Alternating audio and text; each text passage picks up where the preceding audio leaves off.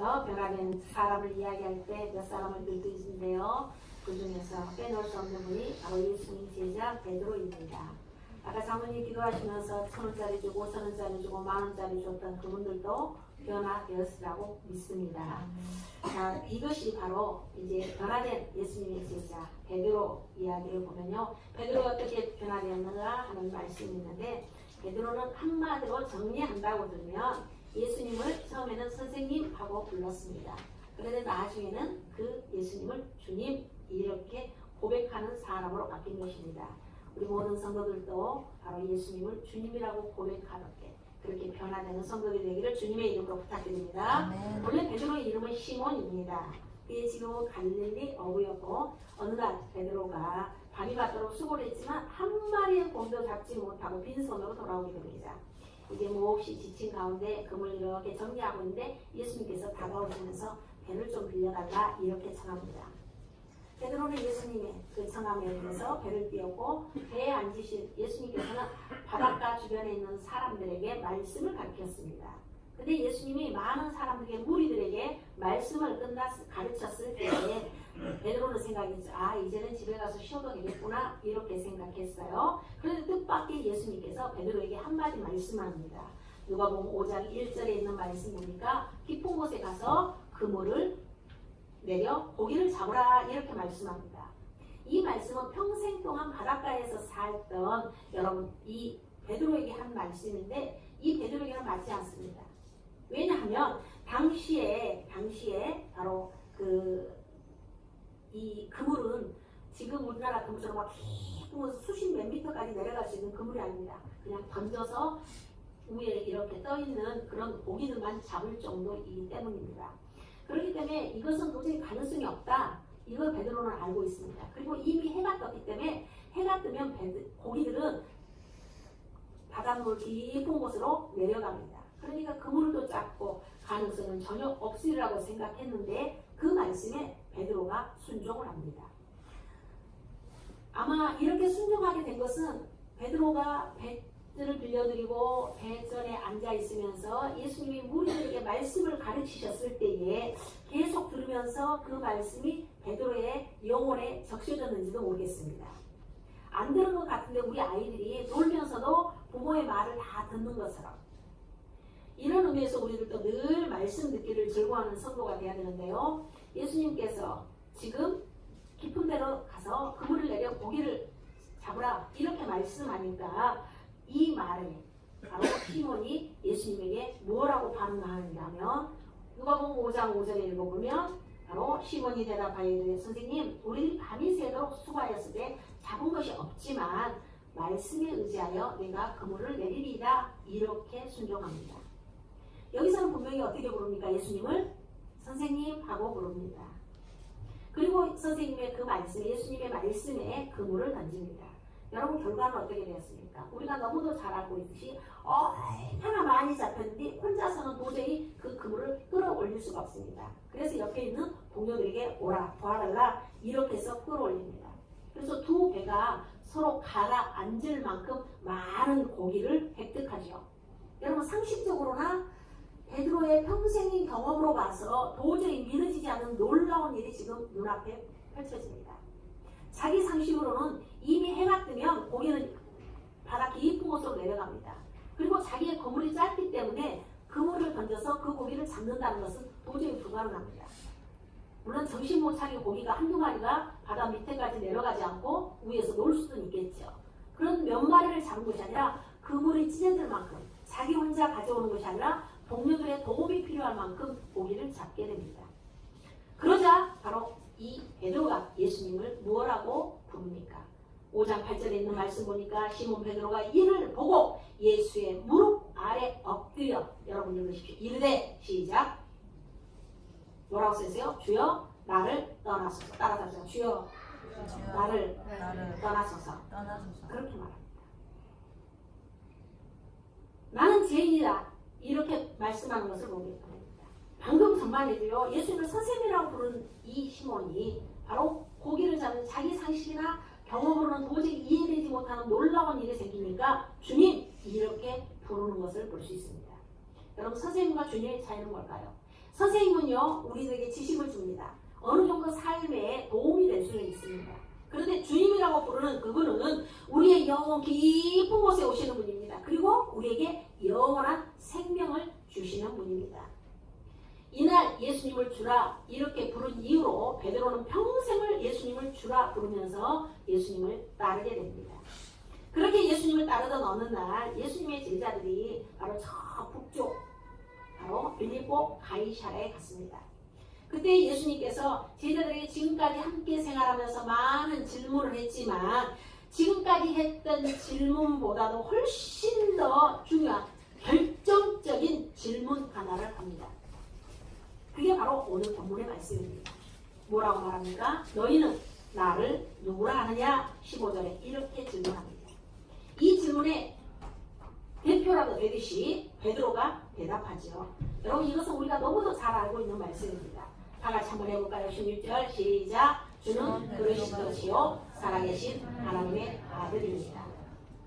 여러분 그 첫 번째 단어가 뭡니까? 주는입니다. 주는 그리스도시고 살아계신 하나님의 아들임을 내가 믿습니다. 여전히 예수님은 베드로를 주님 이렇게 고백하고 있다는 것을 우리가 알 수 있습니다. 그렇습니다.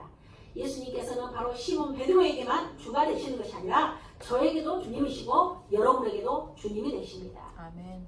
오늘은 주님의 강림을 기다리는 둘째 주일입니다. 우리 주님은 이 세상에 오실 때 주라고 하는 신분을 가지고 이 땅에 오셨습니다. 그래서 천사들이 나타나서 목자들에게 전해주는 말씀이 있죠. 그것이 누가복음 2장 10절에서 11절인데요. 그 말씀을 보면 천사가 이르되 무서워하지 말라. 보라 내가 온 세상에 미칠 큰 기쁨에 좋은 소식을 너희에게 전하노라. 오늘 다윗의 동네에 너희를 위하여 누가 나셨다고요? 구주가 나셨으니 곧 누구라고요? 그리스도 주시니라. 이렇게 말씀합니다.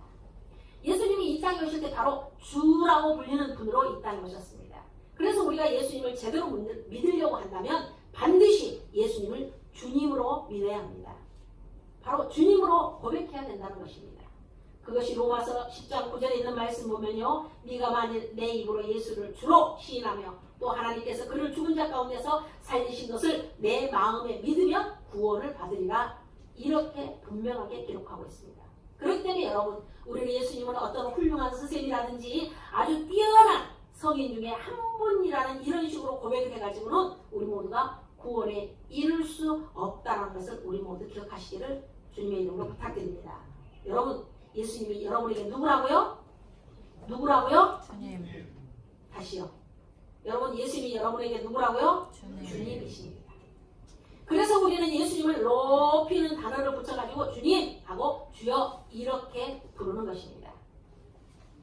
자 그렇다고 한다면 예수님을 주로 믿는다고 하는 것은 도대체 어떤 뜻이 있는 걸까요? 우리가 예수님을 주님으로 고백하면요 크게 두 가지를 할 수 있게 됩니다. 첫째는 예수님이 주님 이렇게 깨닫는 순간에 동시에 내가 어떤 존재인가를 깨닫게 됩니다. 사람은 무엇인가를 인식할 때요 혹은 한 개념을 인식하려면 그 반대의 개념도 동시에 인식하게 됩니다. 예를 들어서요 우리가 지금 전등불을 밝히고 있습니다. 과합니다. 계속 밝기만 한 곳에 여러분 우리가 태어나고 우리가 살아가고 있다고 한다면 어둠이라는 것을 알 수 있을까요? 없을까요? 전혀 모를 것입니다. 이렇게 밝음을 알려면 우리가 동시에 알아야 할 것은 바로 어둠을 알아야 여러분 빛을 알고 밝음을 알고 서로 여러분 그것을 알 수 있다는 말입니다. 그러므로 하나님을 알면 하나님 앞에 서 있는 나 여러분 자신 나를 알게 되는 것입니다. 또 하나님을 모르면 당연히 내가 누구인지도 정확하게 모르게 되는 것입니다. 그렇기 때문에 예수님이 주님이라는 것을 깨닫는 순간에 시몬은 자기 자신이 누구라는 것을 깨닫는 거예요. 시몬이 예수님을 주로 알지 못하고 그냥 선생님 정도로 알았다고 한다면 자기 자신을 여러분 제대로 알지 못하는 것입니다. 그래서 예수님을 그냥 선생님 정도로만 알았을 때 자기 자신에 대해서 착각을 하는 거죠. 당시 기록에 보면요. 갈릴리에서 고기를 잡는 사람은 아무나 할 수 있는 사람들이 아닙니다. 당국에서 허가를 받은 사람만이 할 수 있는 거예요. 이 기록을 여러분 참고한다 보면요. 시몬은 자기 배도 있고 여러분 그리고 고기를 잡을 수 있는 어업을 할 수 있는 어떤 권한을 가지고 있으니까 어느 정도 안정된 사람이죠. 그리고 가정적으로도 보세요. 그는 장가도 들었어요. 가정도 이루었어요. 목사님 베드로의 아내에 대한 이야기 하나도 없는데요? 그렇게 묻는 분도 있죠. 그렇게 묻는 분은 그래도 성경을 좀 읽은 분입니다. 여러분 베드로가 장가 들었어요? 안 들었어요? 장가 들었어요? 안 들었어요? 들었어요. 어떻게 하냐? 장모가 있잖아요. 장모. 그죠? 장모가 있죠. 아 그렇구나. 장모가 있어요. 그러면 장모가 있으면 누가 있다는 거예요? 아내가 있다는 이야기 아니겠어요? 그러니까 그래 베드로가 생각할 때는 나 그래도 어느 정도 괜찮은 사람이야. 여러분 이런 자부심 안 가졌겠어요? 돈도 가지고 있지, 배도 있지, 장가도 갔지. 여러분 모든 것이 다 안정돼 있어요.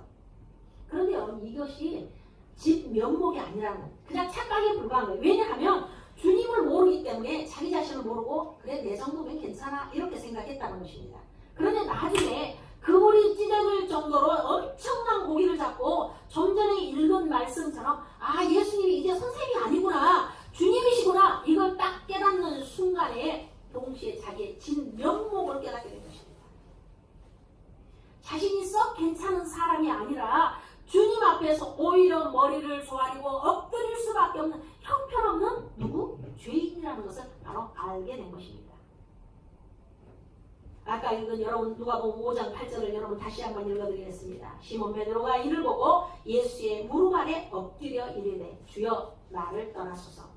그리고 놀라운 고백하죠. 그 다음에 뭐라고 합니까? 나는 죄인이로소이다 하니 나는 죄인이라는 거예요. 지금 예수님을 주라고 하고 깨닫는 동시에 자기 자신이 죄인이라는 것, 자기가 얼마나 보잘것없는 사람이라는 것을 안 것입니다.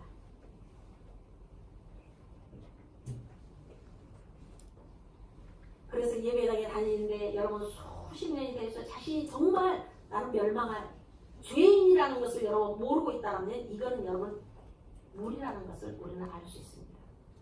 그 사람이 입으로는 주여 주여 주님 주님 이렇게 하고는 있지만 아직 잘 모르는 것입니다. 좀 전에 로마서 말씀을 읽으면서 입으로 주를 시인해야 된다고 그랬는데 이 말이 건성으로 우리들이 입으로만 주여 주여 이렇게 말하는 것이 아니라 나는 정말 죄인인데 주님이 나를 구원하시는 진정한 나의 주님이십니다. 이런 고백하는 것을 여러분 말하는 것이지 입으로만 주님이 나를 죄에서 구원하시기 위해서 이 땅에 오셨네 이렇게 말하는 것이 아니라는 것을 말씀드리는 것입니다. 여러분 제 말이 아니에요. 여러분 마태복음 7장 21절을 한번 읽어볼까요? 시작. 나더러 주여 주여 하는 자마다 다 천국에 들어갈 것이 아니요 다만 하늘에 계신 내 아버지의 뜻대로 행하는 자라야 들어간다. 아멘. 주여 주여 입술로만 하는 자만이 천국에 가는 것이 아니라 예수님이 말씀하시는 것을 깨달아져서 아버지의 뜻대로 행하는 사람, 그 사람이 천국에 들어간다 분명하게 말씀하고 있습니다. 한마디로 예수님이 주님이라는 것을 제대로 모르는 사람, 그래서 내가 죄인이라는 것을 알지 못하는 그 사람은 아무리 입으로 주여 주여 해봤자 그것 가지고는 구원받을 수 없고 천국에 들어갈 수 없다. 이것을 우리에게 말씀하고 있는 것입니다. 천국으로 들어가려면 진정으로 구원받은 사람이 되려면 우리는 하늘에 계신 아버지의 뜻대로 행하는 사람이 되어야 됩니다. 그러면 여러분 주님의 뜻, 하나님의 말씀, 주님의 말씀대로 누가 100% 여러분 순종할 수 있을까요? 다른 게 아닙니다. 오늘 지금 시몬의 이야기를 하고 있습니다. 다시 여러분 생각해보면 시몬이 엎드려서 예수님께 뭐라고 말합니까? 저는 죄인입니다. 이렇게 하고 되겠습니다. 이렇게 말하자 예수님께서 정말 이해하기 힘든 말씀을 해요. 그것이 누가복음 5장 10절 후반부를 보면요. 예수께서 시몬에게 이르시되 무서워하지 말라. 이제후로는 네가 사람을 취하리라 하시니 이렇게 말씀합니다. 한마디로 말하면 무슨 말입니까? 따라오라는 말입니다. 다른 복음서에 보면 나를 따라오라. 내가 너를 사람 낚는 어부가 되게 하겠다. 이렇게 기록하고 있습니다. 여러분 생각해보세요. 이 말씀이 쉽습니까? 그래도 내가 갈릴리 어부로 기반을 잡고 이렇게 가정을 이루고 이렇게 살아가는데 이 모든 것을 다 버리고 따라간다는 거. 여러분 이게 순종하기가 쉽습니까? 참으로 어려울 것입니다. 그래도 놀랍게도요. 시몬이요. 예수님께서 말씀하신 이 말씀에 즉각적으로 순종합니다. 누가복음 5장 11절에 보니까 그들이 베드로를 육지에 대고 모든 것을 버려두고 예수를 따르니라 이렇게 기록하고 있습니다. 결단이 대단합니다. 어떻게 다 버리고 따라갈 수 있을까요? 간단합니다. 영적인 원리는 예수님이 주라고 하는 사실을 아는 순간 자기 자신이 그물 앞에서 죄인이라는 것을 여러분 아는 것이고, 자기가 죄인이라는 것을 알고 주님이 나의 주라는 것을 깨닫는 순간에 나의 주장, 이것은 더 이상 할 수 없다는 것을 아는 것입니다. 그렇기 때문에 필요없어. 주님, 이렇게 부르고, 주님, 나는 당신의 종입니다. 이렇게 고백하는 것입니다. 그래서 시몬이 나를 따르라는 주님 앞에 100% 즉각적으로 순종해서 배를 버리고 다 버려두고 예수님을 따라갑니다. 이걸 가만히 두고 여러분 우리를 살펴보면요, 우리 자신에게는 얼마나 문제가 많은지 모릅니다. 왜냐하면 여러분, 우리가 주님의 뜻에 순종을 못하는 것인지 안 하는 것인지 제대로 여러분 순종하지 못하는 것이 너무도 많기 때문입니다. 그러면 나는 내가 주여 하는 자로 머물러 있는가? 이렇게 스스로에게 질문해 본다면 심각한 문제가 아닐 수 없습니다. 그러면 여러분, 왜 순종을 못하는 걸까요? 여러분, 우리 자녀들이 부모의 말에 순종하지 못하는 이유가 있죠. 너는 왜 이렇게 엄마 말을 안 들어? 이렇게 말해요. 그런데 여러분 가만히 보세요. 예를 들어볼까요? 어릴 때 엄마 아빠를 잘 따르던 아이들이요, 어느 날 따라오지 않습니다. 같이 가자. 그럼 아이들이 제일 먼저 하는 말이 뭔지 아세요? 내가 애기야, 엄마랑 따라다니게, 이렇게 말해요. 그 이유는 뭡니까? 컸다는 이야기입니다. 컸다는 이야기. 우리가 주님의 말씀대로 안 하면 못 사는 줄 알 때는 주님이 시키는 대로 순종합니다. 초신자 때는 하라는 대로 합니다. 그런데 어느 사이 내가 집사가 되고 권사가 되고 목사가 되니까 나도 모르는 사이에 입술로만 주여 하는 자로 여러분 전락해버려요. 한마디로 컸다는 것입니다. 이 시간 이 자리에 오신 서울학 가족 여러분, 우리 꼭 기억해야 됩니다. 예수님은 우리의 주인이십니다. 우리 성가대가 찬양했던 것처럼 누구와도 비교할 수 없는 우리의 주님이심을 여러분 우리는 기억해야 됩니다. 그 예수님을 주로 믿어야 됩니다. 예수님께서 너희는 나를 누구라 하느냐, 이 질문에 여러분 어디에서 있습니까? 빌립보 가이사랴 지방에서 하셨다라고 성경에 기록되어 있습니다. 이 빌립보 가이사랴는요, 예수님이 있는 예루살렘 저 북쪽에 있는 곳입니다. 그런데 예수님께서 왜 그 먼 북쪽까지 데리고 가셔서 제자들에게 이 질문을 할까요? 그냥 있는 데서 편하게 하면 좋은데 예수님께서는 시각적인 효과를 누리셨을 수도 있습니다. 왜냐하면요, 이 빌립보에는 많은 것들이 있어요. 그런데 특별히 신전이 많이 있었어요. 판신이라고 하는 신전이 있습니다. 이 판신은요, 오래전부터 목자의 신으로 알려져 있어요. 유대인들의 직업이 뭡니까? 바로 목자들이 많습니다. 목축을 합니다. 그렇기 때문에 이 판신을 섬기면 양떼를 잘 먹일 수 있다고 사람들은 생각했습니다. 그런데 이 판신이 가끔 화가 나면 목자와 양을 겁을 주고 또 두려움에 빠지지 않는 능력을 가지고 있다고 생각했어요. 그래서 여러분, 우리가 갑작스럽게 어떤 공포나 두려움이 생기면 여러분 그거를 뭐라고 하면 패닉이라고 그렇게 이야기하죠. 이 패닉이라고 하는 단어가 이 판에서부터 자생된 단어입니다. 또 빌립보에서는 아우구스투스를 기념하는 신전이 있습니다. 이 아우구스투스는 예수님이 탄생하실 때에 그 유대 지방을 다스렸던 로마의 황제입니다. 본래 이름 뭐냐? 옥타비아누스입니다. 그런데 이 사람이 제2차 상부정치, 로마의 세 개의 사람들이 있었는데 그 사람들이 정했을 때 최대의 정적인 안토니우스를 완전하게 축소시킵니다. 여러분, 안토니우스가 누구냐? 여러분, 그 사람은 잘 몰라도요, 이 집의 여왕인 클레오파트라, 여러분 그 여자를 잘 아시죠? 그 여왕과 사랑에 빠진 사람이 옥타비아누스입니다. 뭐 설교 시간이 아니면 이 두 사람의 러브 스토리를 여러분들에게 들려주겠지만, 하여튼 그래서 우리가 옥타비아누스가 기억됩니다. 이 옥타비아누스 어찌됐든 간에 아우구스투스가 이 옥타비아누스를 완전히 제거해요. 그리고 로마의 전성기에 올라올 수 있도록 이 옥타비아누스가 완전히 뭘 합니다. 그래서 로마 언론인들이 생각할 때는 이 옥타비아누스에게 가장 존엄한 호칭을 갖춰야 되겠다. 그래서 그 호칭이 뭐냐? 아우구스투스입니다. 그 다음부터 이 옥타비아누스가 완전히 아우구스투스라는 이름으로 호칭으로 불리게 됩니다. 그런데 이 아우구스투스가 AD 14년에 세상을 떠나요. 그러면서 자기의 양자인 티베리우스라고 하는 그 아들에게 권세를 넘겨줍니다. 그러니까 티베리우스가 이 14세부터 37년간 왕으로 제위합니다. 그러니까 우리 예수님이 나사렛 성장하고 메시아의 사역을 감당하고 십자가를 지시고 부활 승천하실 때 이 모든 것이 바로 이 티베리우스 치하에서 이루어진 것입니다. 그런데 이 아우구스투스가 죽고 나니까 로마 전역에서 이 사람을 신으로 추앙하는 신전들이 많이 생기게 됩니다. 그러니까 이 빌립보 가이사랴에 가면 작은 신전도 많지만 대표적인 판신과 아우구스투스의 신전이 쫙 서 있습니다. 그런데 그 중에 하나에 바로 예수님께서 제자들을 데리고 가셔서 그 빌립보 가이사랴에 우뚝 서 있는 그것을 바라보면서 판신은 없어졌어요. 그런데 이 아우구스투스 신전은 원형은 그대로 있다는 겁니다. 그 터가 얼마나 넓은지 그 기둥들이 지금도 우뚝우뚝 서 있다고 합니다. 여러분 한번 생각해 보세요.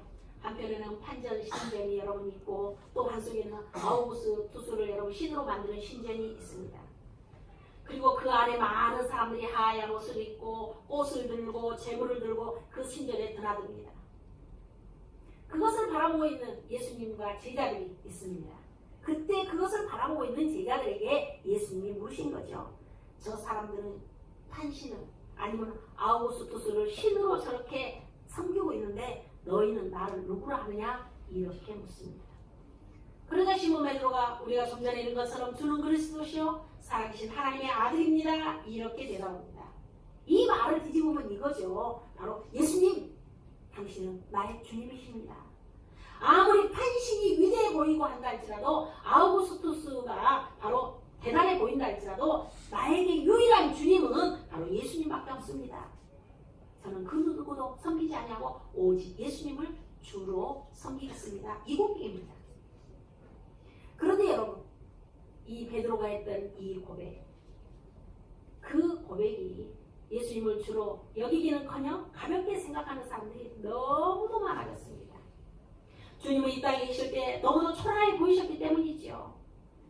그렇기 때문에 빌립보서 말씀에 하나님께서는 우리 주님을 높이 드셔서 만왕의 왕이요 만주의 주가 되게 하셨다 이렇게 말씀하고 있습니다. 빌립보서 2장 9절에 있는 말씀을 읽어보면요. 이러므로 하나님이 그를 지극히 높여 그는 누구입니까? 예수님입니다. 모든 이름에 뛰어난 이름을 주사 하늘에 있는 자들과 땅에 있는 자들과 땅 아래에 있는 자들로 모든 무릎을 예수의 이름에 꿇게 하시고 모든 입으로 예수 그리스도를 주라 시인하여 하나님 아버지께 영광을 돌리게 하셨느니라 이렇게 말씀하고 있습니다. 여러분이 하나님께 영광을 올리려면 반드시 예수님을 주로 고백해야 됩니다. 아멘. 그런데 이것이 인간적인 결심으로 되냐? 아닙니다. 성령이 역사하셔야만이 여러분 우리가 주님 이렇게 고백할 수 있습니다. 고린도전서 12장 3절에 있는 말씀 보세요. 그러므로 내가 너희에게 알리노라. 하나님의 영으로 말하는 자는 누구든지 예수를 저주할 자라 하지 아니하고 또 성령으로 아니하고는 누구든지 예수를 주시라 할 수 없느니라 이렇게 분명하게 말씀하고 있습니다. 사랑하는 여러분, 예수님을 주로 믿습니까? 아멘. 주로 고백하십니까? 아멘. 그렇다면 성령께서 여러분 안에 역사하고 있다는 증거입니다. 성령이 어떤 모양으로 오는 것이 아닙니다. 어떤 형태를 가지고 여러분에게 역사하는 것이 아닙니다. 아, 그래, 예수님은 나의 주님이야. 이게 믿어질 때요.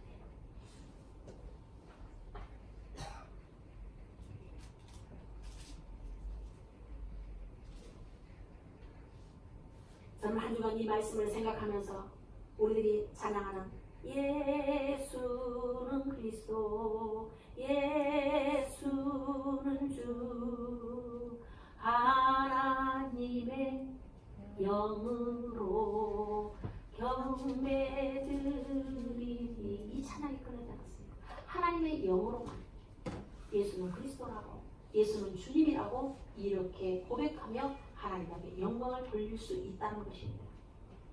그런데 이 찬양을 드리는데 여러분 문득 버스를 타고 가다가 예수가 네 주님이라고 한다면 너는 주를 위해서 무엇을 바쳤느냐, 이런 질문이 왔습니다.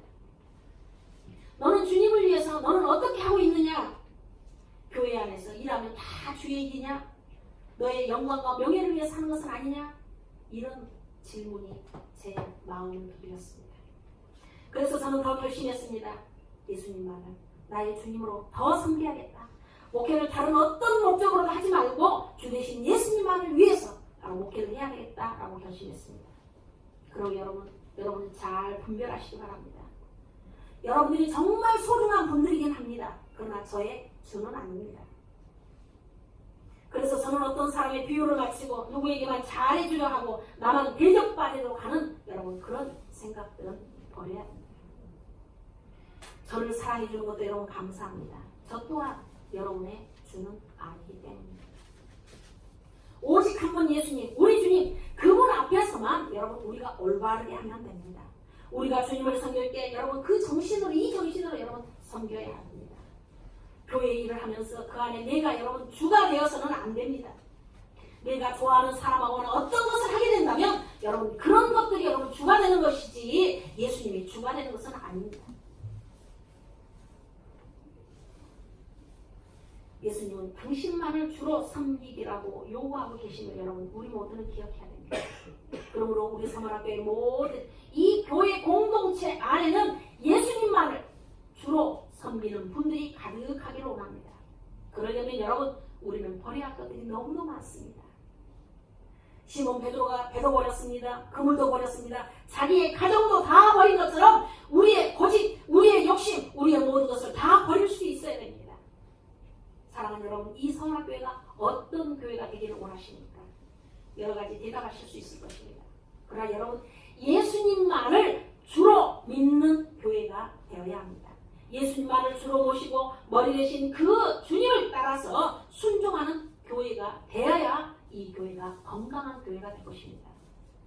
우리 교회 안에는 어떤 이념도, 어떤 인간적인 생각도, 그 어떤 것도 다 버려져야 되고 오직 예수 그리스도 그분 위에 서야 돼야 되고 그분만을 바로 머리로 모시고 예수님께만 여러분 순종하고 예수님만을 위해서 사는 그런 교회가 되어야 되고 그런 성도가 되어야 합니다. 우리 교회가 그런 교회가 되고 우리 모든 성도 한 사람 한 사람이 예수님을 주로 믿는 분이 된다고 한다면 주님께서 얼마나 기뻐하실까요? 사랑하는 여러분, 우리 모두가 이 결심을 가지고 이 대림들을 다짐하는 그런 시간들이 되었으면 좋겠습니다. 눈에 보이는 여러분 어떤 다른 신이 아닙니다. 눈에 보이지 않지만 내 안에 주님은 나의 힘이시고 나의 구주임을 여러분 우리 모두가 기억해서 예수님이 우리의 주님이심을 고백하여 우리 교회가 더 건강한 교회, 우리 교회가 예수님만 주로 믿는 그런 교회가 되어서 하나님 앞에 영광 돌릴 수 있는 저와 여러분이 되기를 주님의 이름으로 부탁드립니다. 아멘. 거룩하신 아버지 하나님, 독생자 예수님을 이 땅에 보내셔서 저희들의 주가 되게 하셨습니다. 그리고 저희들은 그 앞에 무릎을 꿇는 종이요 주님이 아니면 구원받지 못한 죄인임을 깨닫게 하십니다. 이제 우리에게 남은 선택은 주께서 주신 명령에 순종하는 것뿐입니다. 우리 모두가 입술로 나 무엇과도 주님을 바꾸지 않을 거라고 고백하는 우리 모든 성도들, 우리 성화교회가 여기 소속되어 있는 우리 모든 성도들이 그렇게 되도록 축복 내려 주시옵소서. 아멘. 예수님의 이름으로 기도드립니다. 아멘. 신앙 고백합니다.